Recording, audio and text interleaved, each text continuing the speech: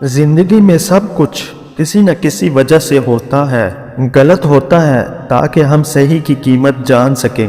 لوگ بدلتے ہیں تاکہ ہم ان کے اصلی چہرے پہچان سکیں۔ شرمندگی اٹھانے سے بہتر ہے کہ تکلیف اٹھا لی جائے۔ تمہارے نزدیک تمہارا سب سے بڑا دشمن اس شخص کو ہونا چاہیے جو تمہارے عیبوں کی تلاش میں رہتا ہے۔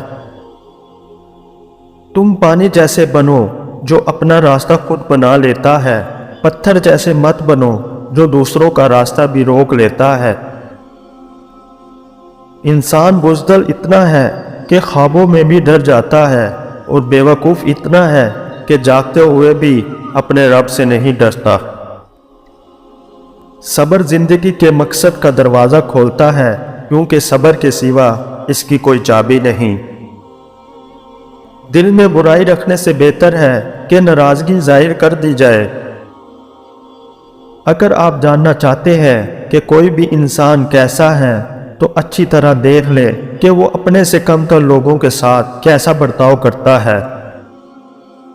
درخت اپنا پھل خود نہیں کھاتے، دریا اپنا پانی خود نہیں پیتے، کیونکہ دوسروں کے لیے جینا ہی اصل زندگی ہے۔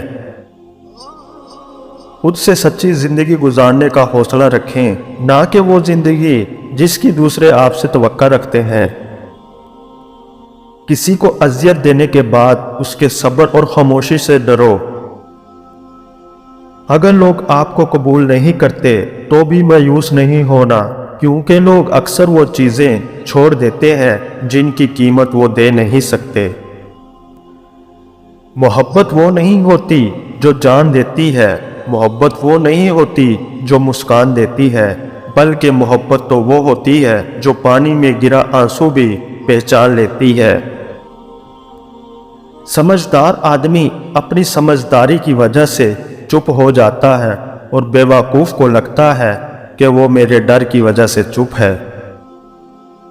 خود کو اپنی نظروں میں گرانا چھوڑ دو۔ جو لوگ آپ کو نہیں سمجھتے انہیں سمجھانا چھوڑ دو۔